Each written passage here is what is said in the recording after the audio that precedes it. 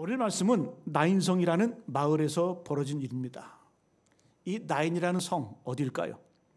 갈릴리 가버나움에서 남쪽으로 한 하루길 정도를 걸어가게 되면 골짜기 위에 산 위에 아름답게 자리 잡은 그런 마을이 있습니다. 작은 마을이. 그것이 바로 나인인데 나인성이라고 이렇게 얘기를 합니다. 어느 날 예수님께서는 제자들과 함께 이 나인성으로 들어가십니다. 예수께서 들어가실 때 때마침 한 죽은 청년의 장례가 치러지고 있었습니다. 그 청년의 이 죽은 시체를 담은 그 관을 따라가면서 한 여인이 슬퍼하며 울고 있습니다. 아마도 우리가 생각해 보건대 이 여인의 사연이 이랬을 것 같아요. 그가 한 남자를 만나서 결혼을 했습니다. 그리고 얼마 후에 아들이 태어났습니다. 아마 인생에서 가장 달콤한 시간, 행복한 시간이었을 것입니다. 결혼하고 아이 낳고 또 그 아이의 재롱 부리는 것을 보면서 행복한 나날을 보내고 있었습니다. 그런데 어느 날 갑자기 남편이 세상을 떠납니다. 뭐 요즘에야 남자보다 더 능력이 많은 여자들이 더 많아요. 뭐 홀로 살아도 별로 그렇게 큰 문제가 없습니다. 저도 우리 딸도 셋 있지만 결혼 안 한다 그래도 할 말 안 할 것 같아요. 뭐 능력 있게 의미 있게 살면 되잖아요. 그죠? 근데 이 당시는 여자가 혼자 되면 사회적으로, 물질적으로 보호막이 완전히 다 사라지는 거예요. 절망적인 상태입니다. 가난이 옵니다. 그 모든 이 안전한 장치들이 사라지는 것이 바로 이 당시예요. 아마도 이 여인은 많은 눈물을 흘리면서 나날을 보냈습니다. 그래도 희망이 있었죠. 자기 앞에 잘 자라고 있는 아들이 있었습니다. 어느덧 그 아들을 키워가면서 이 아들이 어느샌가 청년이 되었어요. 오늘 주님께서 하신 말씀 보면 청년아 일어나라 이 말씀하신 거 보면 이 아들이 커서 장성한 청년이 된 것을 우리는 알 수가 있습니다. 이제 어머니로서는 기대고 살만한 아들이 있다고 하는 이런 안도와 위로를 받았을 것입니다. 그런데요, 어느 날 어떤 이유인지는 모르지만 이 아들도 세상을 떠납니다. 여러분 설상가상이란 말이 있죠. 눈이 내린 위에 또 서리가 내린다. 연속적인 불행을 찾아옵니다. 이 아들이 죽었다는 이야기를 듣고 동네 사람들이 다 모여들었겠죠. 이 여인을 위로하며 장례 준비를 하며 함께 위로합니다. 이 당시에 이권 전체를 보게 되면 먼저 시체를 마루에 놓습니다. 그리고 머리를 잘 빗겨주고 제일 좋은 옷을 입히고 그리고 갈대로 만든 관에 입관을 합니다. 우리와 비슷하죠, 그죠? 시체를 잘 누이고 저도 이권 절차를 참 많이 보고 많이 돕기도 했습니다. 우리와 비슷한 것 같아요. 머리 잘 빗겨주고 얼굴도 로션도 발라주고 면도도 해주고 그리고 수의를 입히지만 이 당시에는 제일 좋은 옷을 입힙니다. 그리고 갈대로 만든 관에 입관을 합니다. 그리고 이 당시의 장례는 당일에 치러집니다. 오후 5시나 6시쯤 해가 이제 조금 저물고 시원해질 때쯤 되면 이 장례 행렬이 성 밖으로 나가게 됩니다. 이 당시 고대 근동 이스라엘의 장례 행렬을 보게 되면 특징이 있어요. 맨 앞에 여자들을 세워요. 좀 특이하죠? 맨 앞에 여자들 앞에 세웁니다. 왜 그럴까요? 그 이유가 뭘까? 이 세상에 죽음이 들어오게 된 이유가 여자가 먼저 하나님의 명령을 어기고 죄를 범했기 때문이다. 여러분 아담과 하와가 선악과를 따먹을 때 어떻게 해요? 하와가 먼저 유혹에 빠져서 선악과를 따서 아담에게 주잖아요. 이 땅에 죽음이 왜 들어왔냐? 바로 여자 때문이다. 그래서 여자들을 죽음의 앞에 제일 앞에 앞세우는 거예요. 이걸 보여주기 위해서. 그리고 남자들은 관을 메고 따라갑니다. 그리고 그 뒤에는 돈을 주고 직업적으로 피리를 불고 곡하는 그런 사람들이 피리를 불면서 이렇게 장례회를 치릅니다. 여러분 장지라고 해봐야 동네에서 한 20-30분 도달하는 곳이 있습니다. 이제 잘 보세요. 이제 이 장례 행렬이 성 밖으로 나갑니다. 때마침 누가 성으로 들어오고 계세요? 예수님의 일행이 바로 이 장례 행렬과 나가는 장례 행렬과 또 예수님이 들어오시면서 이 두 큰 사건, 큰 물줄기가 이제 교차하며 마주치게 됩니다. 여러분 한번 상상해 보세요. 하나님의 아들이신 예수께서 많은 군중을 데리고 지금 나인성을 향해 들어옵니다. 그런데 이 반대편에서는 성문 입구에서부터 이 죽음의 행렬이 성 밖으로 나오고 있어요. 뭘까요? 생명과 죽음이 만나는 거예요. 이건 단순하게 어떤 사건이 아니라 뭘 반증하냐? 바로 생명과 죽음이 만나는 것이다. 여러분, 사단 마귀가 죽음의 사신이 울며 통곡하는 사람들을 이끌고 의기양양하게 그 죽음의 세력들이 이제 성 밖으로 나오고 있는데, 생명해 주신 예수님께서는 어떻게 해요? 제자들을 이끌고 생명 대신 주님께서는 이제 성 안으로 두고 오고 계시는 거예요. 만나는 거예요. 교차하는 거예요. 여러분, 그야말로 생명과 죽음의 만나기고 생명과 죽음의 대결입니다. 예수님 어떻게 하셨어요? 그 행렬을 멈추시고 청년아 일어나라. 청년아 일어나라 하심에 그 청년이 일어납니다. 죽음을 이기시고 승리하신 그 주님의 모습을 보게 됩니다. 오늘 말씀을 보게 되면 예수님의 행동은 딱 세 가지 과정이에요. 첫 번째, 울고 있는 이 여인, 그 아들의 죽음 앞에서 홀로 남아 처량히 울고 있는 그 여인을 처음으로 보십니다. 주목하십니다. 그리고 그 여인에게 다가가셔서 말씀하세요. 울지 말라. 그리고 마지막은 그 간위 옆에 가셔서 그 관위의 손을 얹으시고 청년아 일어나라 하심에 그 청년이 곧 일어나서 말도 했다. 이렇게 말씀해주고 있습니다. 여러분, 우리 말씀을 통해서 우리에게 주신 하나님의 교훈이 무엇일까요? 함께 우리가 주님의 교훈을 깨닫고 우리 삶 가운데 이러한 기적과 능력, 회복의 능력을 경험하는 우리 모두 되시길 간절히 축복합니다. 한번 따라합니다. 하나님은 우리의 눈물을 보신다. 첫 번째 우리가 기억할 것은 뭐예요? 하나님은 우리의 눈물을 어떻게 하신다? 보신다. 주목하신다. 믿으시기 바랍니다. 하나님은 우리의 눈물을 보세요. 여러분, 예수님이 이 세상에 계실 때에 항상 먼저 보는 사람이 있었어요. 먼저 주목하고 눈길이 가는 사람들이 있었어요. 어떤 사람들이었어요? 이 세상에서 슬픔 당하는 자들, 고통당하는 자들, 버림받은 자들, 실패한 자들. 그래서 여러분, 우리가 사복음서를 한번 잘 읽어보세요. 예수님의 눈길이 어디가 있나? 예수님이 누굴 주목하고 계셨냐? 예수께서 사람들을 보시고 불쌍히 여기셨다는 이 표현이 16번이 나오는데, 불쌍히 여기셨다. 이 표현이 16번이 나옵니다. 그런데 다 기적과 연결이 돼요. 그리고 오늘 말씀의 내용처럼 예수님이 보셨다. 이 표현이 한 40번 나옵니다. 또 기적과 연결이 돼요. 그러니까 예수께서 보시는 사람들은 어떤 사람들이에요? 고통당하고 억압당하고 힘없고 애통하는 자들, 그곳을 주님께서 바라보셨다라는 거예요. 여러분, 이 내용을 조금 더 한번 구체적으로 접근해 볼까요? 사복음서가 있죠. 마태, 마가, 누가, 요한. 이 다른 복음서에 비해서 오늘 우리가 읽은 누가복음은, 이 누가복음은 상당히 인간적인 복음이에요. 예를 들어 볼까요? 이 누가복음은 사복음서 중에 이 누가복음은 한번 읽어보시면 첫 번째, 가난한 자에 대한 관심이 많아요. 누가복음만이 예수께서 이 땅에 오신 목적이 뭐라고 말하냐? 누가복음 4장 18절 말씀, 가난한 자들에게 복음을 전파하기 위해서 이 땅에 오셨다. 누가복음만 그렇게 얘기해요. 가난한 자들을 위해서, 그들을 위해서 복음을 전파하기 위해서. 예수님의 축복 선언이 마태복음 5장과 누가복음에 나오죠, 그죠? 근데 마태복음에는 어떤 자가 복이 있다고 말씀해요? 심령이 가난한 자가 복이 있다. 마음이 가난한 자가 복이 있다. 그런데 누가복음 그렇게 얘기하잖아요.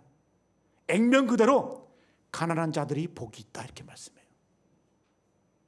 마태는 심령이 가난한 자가 복이 있다고 말씀하는데 누가는 안 그래요. 그냥 액면 그대로 가난한 자들이 복이 있다, 이렇게 말씀합니다. 이어서 누가복음에 나오는 구절도 보게 되면, 가진 것을 모두 팔아 가난한 자들에게 나누어 주라. 너의 소유를 팔아 구제하라. 여러분 잘 아는 부자와 거지 나사로의 비유가 있잖아요. 보여주는 게 뭡니까?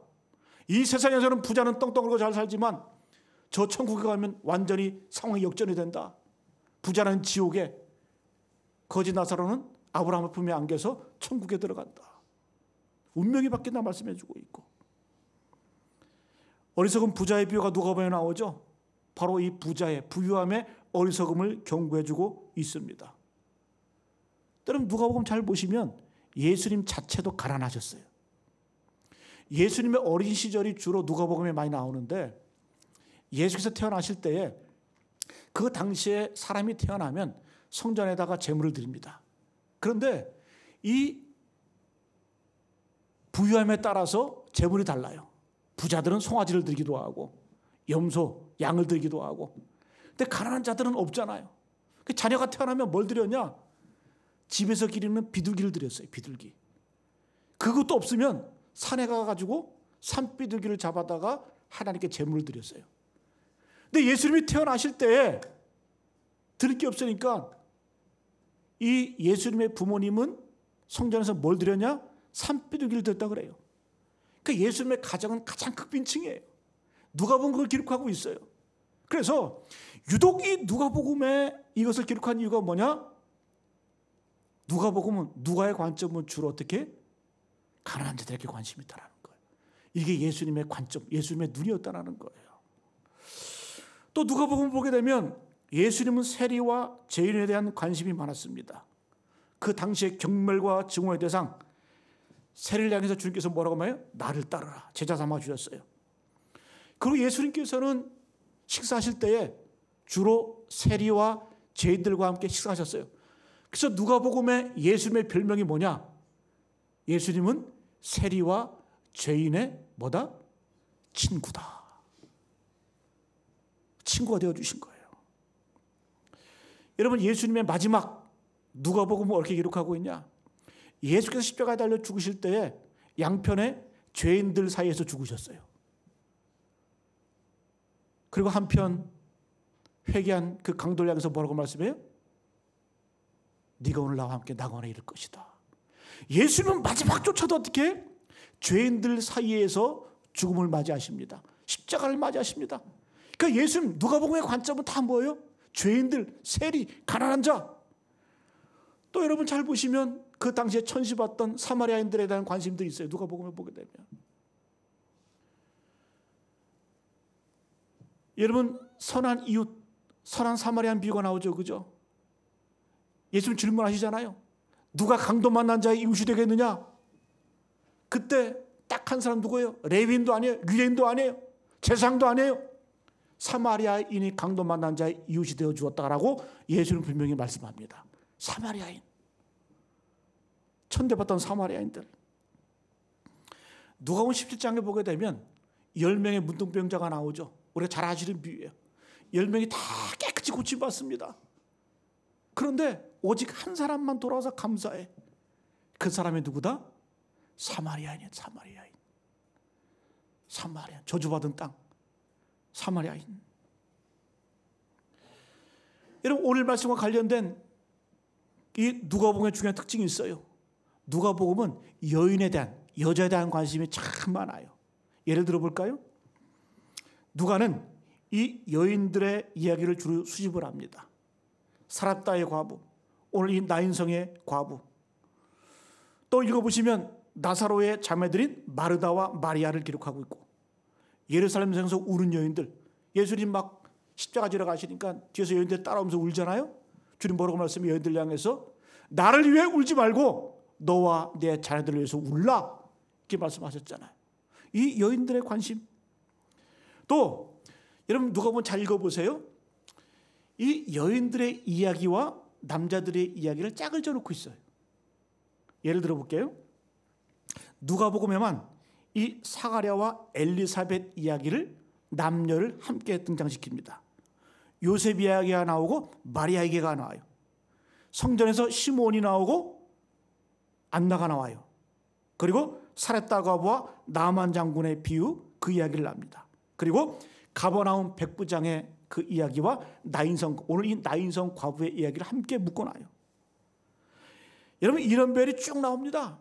누가복음 말미에도 엠마오로 가는 이 제자들이 나오고 또 동시에 무덤을 찾은 여인들을 함께 기록을 합니다. 뭘 말해줄까요? 누가복음은 남자와 여자를 하나님 앞에서 평등한 존재로 보고 있어요. 이게 누가복음의 사상이에요. 이게 누가복음의 뼈대입니다.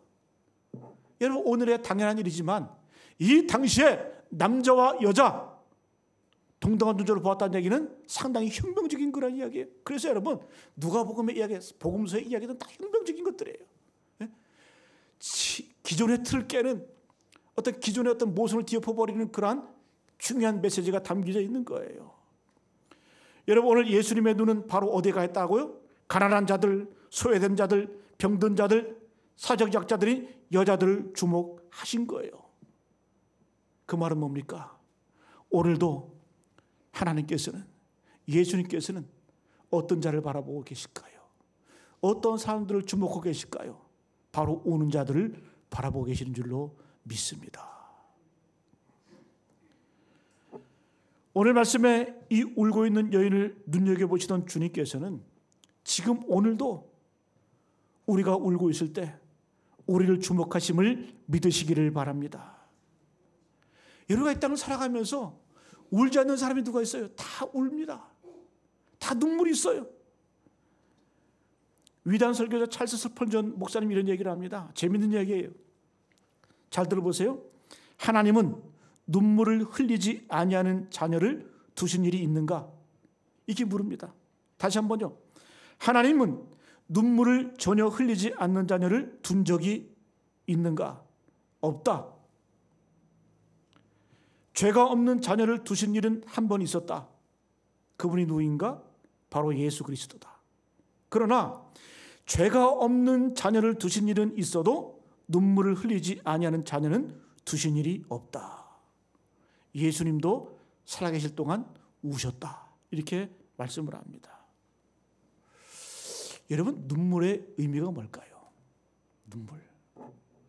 여러분, 눈물은 완벽한 언어입니다. 우리가 일부러 말하지 않아도, 일부러 표현하지 않아도 그냥 울기만 해도 그 자체로 그것은 완벽한 언어예요. 여러분, 우리가 뭐 유니세프나 TV 광고를 보게 되면 그 아프리카의 그 어린아이들 막 우는 아이들 나오잖아요. 그죠? 걔들이 말을 합니까? 표현을 합니까? 그냥 다 똑같은 눈물을 툭툭툭툭툭 흘려요. 그럼 우리는 알잖아. 힘들구나. 배고프구나. 어렵구나. 그럼 우리 마음이 동하잖아요. 그리고 전화기를 들잖아요. ARS를 눌러가지고.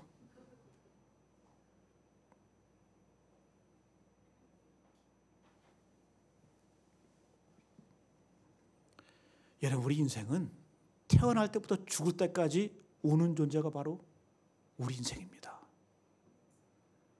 태어날 때 하고 울잖아요. 그죠? 죽을 때 어떻게 합니까? 눈물이잖아요. 근데 중요한 건 뭔 줄 아세요? 하나님은 우는 자를 주목하세요. 우는 자를 바라보세요. 여러분이 울고 있을 때 주님은 그 눈물을 주목하시는 줄로 믿습니다. 다윗은 이걸 정말 잘 알았어요. 그래서 여러분, 다윗의 별명은 울보다윗이에요. 울보다윗. 늘 울었어요.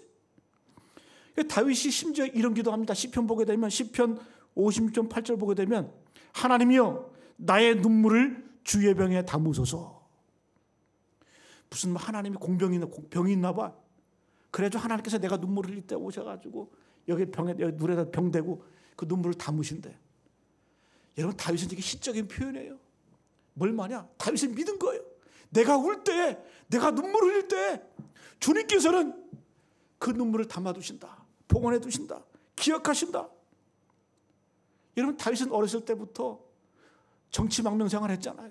10수년 동안 광야 쫓겨다니면서 죽음 위험을 거치고 자기 나라 땅에서 갈 곳이 없어가지고 적국 땅까지 들어가서 생명을 구걸하고 얼마나 눈물이 많고 고통이 많고 죽음의 위협 앞에서 눈물을 많이 흘렸습니까? 매일 울며 살았어요. 다윗은 믿음이 있었어요. 하나님의 자녀가 울 때에 하나님께서 그걸 보시고 그걸 기억하시고 하나님은 역사하신다.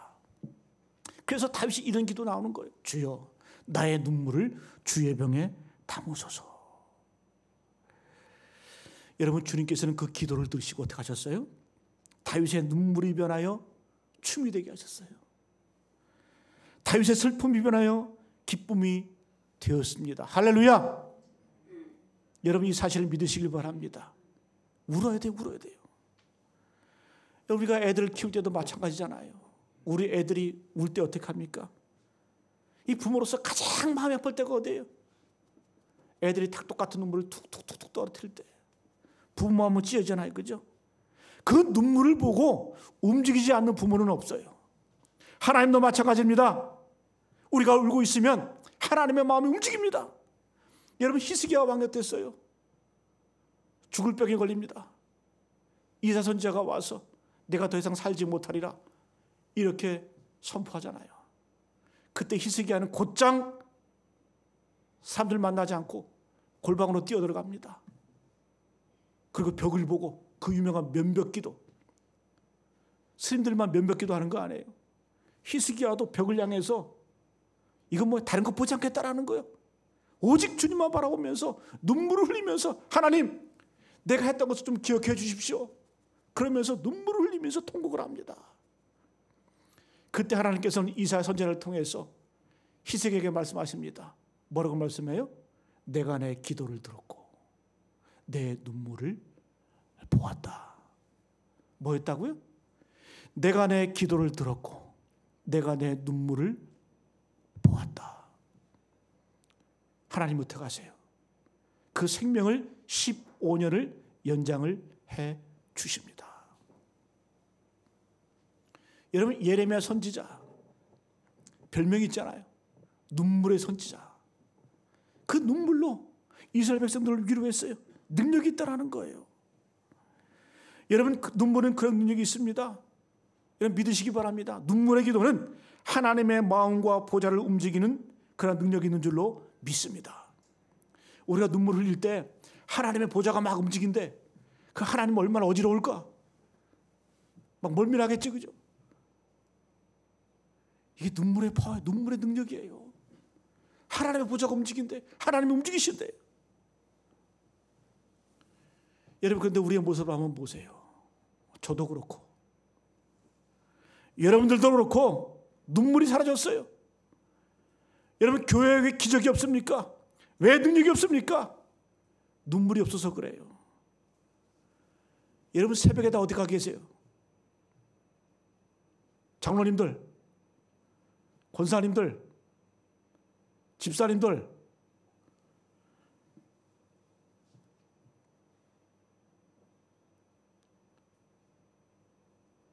여러분, 편한 시간에 기도한다? 여러분, 편한 시간에 하는 기도는 능력 없어요. 새벽을 깨워야 돼요. 기도는 정성입니다. 여러분, 하나님 믿지 않았던 우리 조상들도 새벽에 기도할 때 머리 가지런히 빗고 몸 정결히 한 다음에 정한수 떠놓고 기도했어요. 기도에는 정성이 들어가요. 정성이 있어야 돼요. 눈물이 있어야 돼요. 저는 요즘에 새벽 기도하는 거 보면서 얼마나 한심한지. 여러분, 기도할 게 얼마나 많은 줄 아세요? 나라 꼴을 한번 보세요. 시정잡배반도 못한 인간들이 정치를 하고 있어요. 돌아가는 거 보세요. 그것들이 무슨 정치인들입니까? 우리 교우들 가운데 힘들어하며 눈물을 흘리며 아파하는 분들이 얼마나 많아요.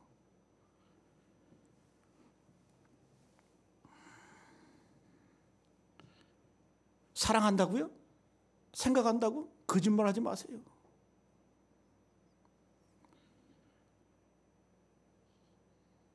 여러분, 기도는 정성이 들어가야 돼요. 눈물이 들어가야 돼요. 거기에 파원하는 거예요. 여러분, 매일 못 나오면 일주일에 내가 이틀은 나올 수 있잖아요. 작정할 수 있잖아요. 그것도 못합니까? 여기 교회 왜 모여요? 눈물 없는 기도는 말만 많아져요. 말만 많아져. 그래서 특별 새벽 기도 하려고 주보 보셨죠? 추석 앞두고 10일 동안 기도할 겁니다. 월요일부터 토요일까지. 추석 전날까지. 왜요? 눈물이 회복돼야 돼. 그래야 사는 거예요. 저는 우리 교회가, 우리 성도들이, 여러분 사람들이 아픈 것, 생사, 또 늙는 것, 이건 자연의 순리잖아요. 그럼 우리가 이 땅을 살아가면서 그 순리를 한번 거슬려보는 기적도 경험해봐야 될 거 아니에요. 왜 그런 능력을 경험하지 못합니까? 왜 우리에게는 이런 일이 일어나지 않습니까? 눈물이. 여러분 명심하세요. 특별 새벽이 될 동안 제목이 있어요. 주제가 있어요. 나를 향한 하나님의 10가지 질문. 제일 처음, 하나님께서 아담에게 물으셨죠? 아담아, 내가 어디 있느냐? 예수께서 물으셨죠? 너희는 나를 누구라 하느냐? 한번 우리가 본질로 돌아가서 특별 새벽 기도에 나오지 마시고 다음 주부터 나오세요. 왜 그럴까요? 주님 우리의 눈물을 보세요. 눈물을 기억하세요. 두 번째 한번 따라합니다. 하나님은 우리의 눈물을 닦아주신다. 눈물을 보실 뿐만 아니라 우리의 눈물을 닦아주세요. 여러분 슬픔에는 애도기간이 필요해요. 슬퍼해야 그 슬픔이 사라지는 거예요. 아이러니죠? 슬퍼해야 슬픔이 사라지는 거예요. 슬픔을 없애는 방법이 뭔 줄 아세요? 우리가 자꾸 울지 말라 그래. 슬픔을 멈추라고 해. 그럼 더 슬퍼져요. 슬픔을 없애는 방법은 끝까지 슬퍼해요. 그래야 슬픔이 사라집니다. 우리 결혼식 하죠? 결혼식 할 때 우리 자녀들을 결혼시키면서 부모님은 울어요. 그 우는 그 행동이 뭐예요? 그 우는 현상이 뭡니까? 이제 마음으로 내 자녀를 떠나보내는 거예요. 그런 의미가 있는 거예요. 그래서 우는 거예요. 그래서 결혼식 때 부모들이 울잖아요. 그죠? 그 마음으로 정리하면서 내 자녀를 이제 독립적인 존재로 떠나보낸다는 그런 의미가 있는 거예요. 근데 예식장에서 울지 않는 부모가 있어요. 끝까지 간섭해. 네? 마음으로 떠나보내질 못해. 어떤 분은 그런 분이 있더라고요. 연애 전문가가 있더라고요. 하는 얘기가 뭔 얘기하냐면 남녀가 헤어질 때 특징이 있대요. 뭐냐면 이 여자가 막 헤어질 때 눈물 흘리고 매달리면 근데 헤어지고 나면 그 여자는 냉정하대. 왜? 눈물 흘리면서 매달리면서 다 정리가 된 거예요. 마음 정리가 된 거예요. 그런데 헤어질 때 울지 않는 여자는 뒤끝이 있대. 그 말도 맞는 것 같아. 운다는 얘기는 뭐예요? 정리하는 과정인 거예요. 여러분 이 여인의 눈물을 주님께서 보셨어요? 그리고 슬퍼한 다음에 주님께서는 이제 어떻게 그 여인의 눈물을 닦아주십니다. 우리도 마찬가지예요. 하나님께서는 우리의 눈물을 닦아주세요. 그럼 어떻게 닦아주실까? 어떤 방법으로 닦아주실까? 두 가지 말씀 꼭 기억하세요. 암기하세요. 첫 번째 방법, 히브리서 4장 16절 말씀. 그러므로 우리는 긍휼하심을 받고 때를 따라 돕는 은혜를 얻기 위하여 은혜의 보좌 앞에 담대히 나아갈지니라. 잘 들어보세요. 우리가 하나님께 긍휼을 입고 때를 따라 돕는 그 은혜를 얻기 위하여 은혜의 보좌 앞에 담대히 나아간다. 중요합니다. 하나님께서 우리에게 주시는 은혜가 있는데 어떤 은혜? 때를 따라 돕는 은혜가 있다는 거예요. 내가 기도할 때, 내가 기도하는 순간 즉각적으로 필요에 의해서 주님께서 주실 때가 있다는 거예요. 때마다 일마다 하나님이 역사하십니다. 믿으십니까? 내가 기도하면 주님께서 때를 따라서 주세요. 돕는 은혜가 있어요.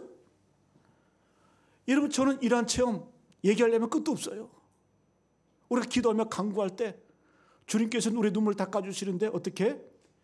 그때에 맞게 적절하게 순간순간마다 하나님의 도우심이 있다는 거예요. 이렇게 눈물을 닦아주세요. 두 번째 방법은 로마서 8장 28절 우리가 잘 아는 말씀이에요. 이 말씀도 암기하세요.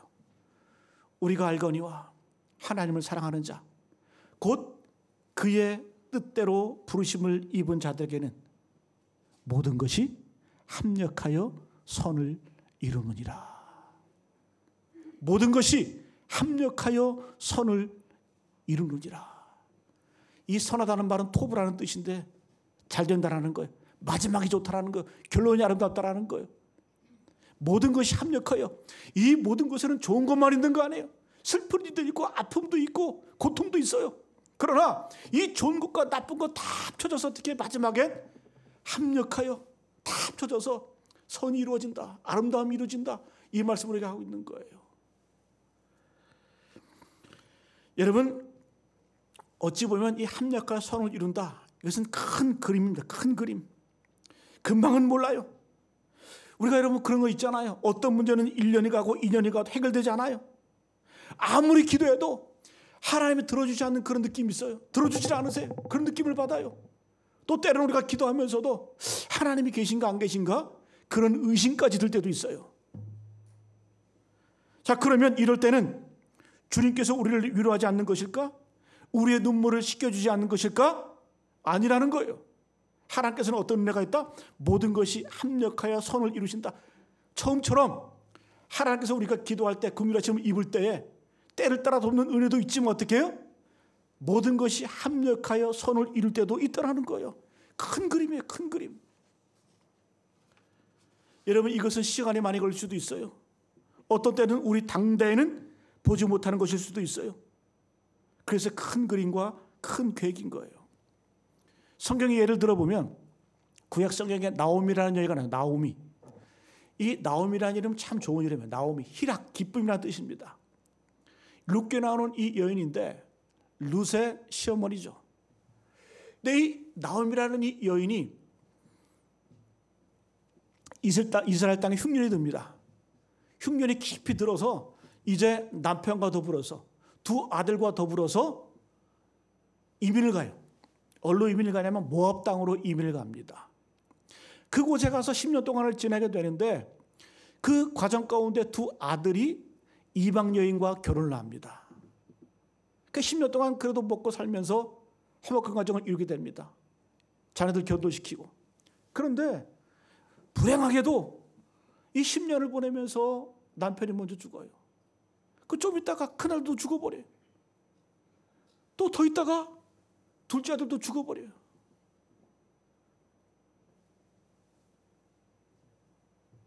여러분, 이런 불행이 어디 있어요?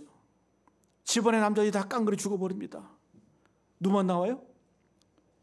홀로 된 시어머니와 홀로 된 며느리 둘만 남습니다. 성경은 왜 이것을 기록하고 있을까? 과부 시어머니, 과부 며느리 둘.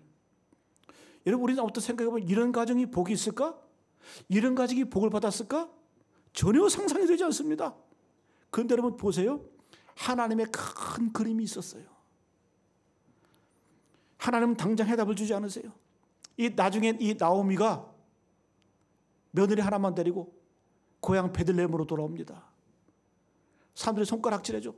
이민가 잘 사는 줄 알았더니 모압 땅 가고 잘 사는 줄 알았는데 저렇게 비참하게 되어 돌아왔다. 사람들이 조소하고 비난하고 또 뭐 위로도 했겠죠, 그죠? 그런데 여러분 어떤 사건을 우리가 룻께서 보게 됩니까? 그 며느리 가운데 이 룻이라고 하는 이 여인이 그 땅에서 결혼을 하죠. 누구와? 보아스를 만나서 결혼을 합니다. 그 보아스가 낳은 아들이 누구예요? 오벳입니다. 오벳. 그 오벳이 누구를 낳아요? 이새를 낳습니다. 그 이새는 누구를 낳아요? 다윗을 낳습니다. 이 룻이라는 이 여인이 오벳을 낳았는데 그가 누가 되었다? 이 다윗 왕의 할아버지가 된 거예요. 할아버지. 여러분, 예수님께서는, 하나님께서는 이러한 불행, 인간의 고통, 고난 앞에서 하나님은 큰 그림을 그리고 계시는데 어떤 그림? 이 여인을 통해서 다윗의 혈통, 왕가의 혈통에 내가 왕가의 혈통을 이루겠다고 주님께서는 큰 그 계획을 갖고 계시는 거예요. 이 다윗의 후손 가운데 누가 나옵니까? 온 인류를 구원할 메시아 예수 그리스도가 등장하게 되는 거예요. 누가요 이 예언을 보면서 이걸 복이라고 여겼을까요? 아니에요. 아무도 상상 못했어요. 그 주변 사람도 몰랐어요. 당사자도 전혀 몰랐어요. 그러나 하나님께서는 그 고통을 통해서 어떻게 해요? 상상할 수 없는 그러한 일들을 만들어 가셨잖아요.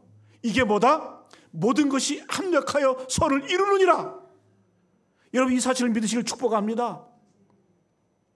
이 믿음이 있어야 돼요. 여러분 마지막 한 가지 예만 들고 마치겠습니다.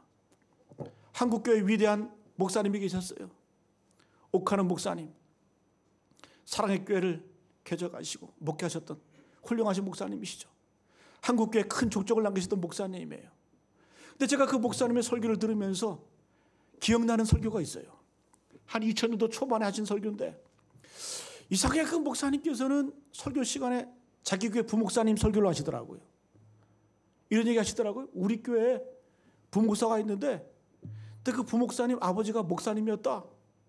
근데 그 목사님이 그 아버지 목사님이 어떤 사람이었냐면 개척교회 하면서 얼마나 힘들고 어려웠는지 그 부목사님의 아버지 목사님이 하루는 산으로 올라가서 금식기도 40일 금식기도시라 했다는 거예요. 너무 힘드니까. 그래가지고 그 목사님이 40일 동안 금식기도 하면서 어떤 일이 벌어졌냐.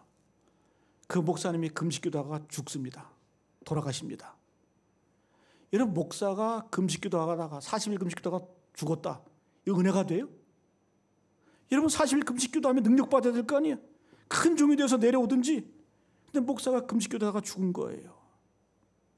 그런데 이 옥하는 목사님이 설교하시면서 그 아들이 지금 우리 교회에서 목회하고 있다. 그래서 옥하는 목사님이 이런 말씀하세요. 여러분 기억하십시오. 하나님이 어떤 일을 이루어 가실지, 하나님이 어떤 일을 만들어 가실지 기대하십시오. 보십시오. 하나님의 것을 보십시오. 그 부목사님이 누군 줄 아세요? 분당 우리 교회 이찬수 목사님이에요. 저는 이 옥하는 목사님의 통찰력이 됐다고 생각해요. 이 목사님은 뭘 깨달은 거예요? 하나님 어떤 분이시다? 모든 것이 합력하여 선을 이룬다. 이런 목사가 기도하다가 죽었어요. 변화된 게 없어요. 근데 하나님께서 어떻게 해요?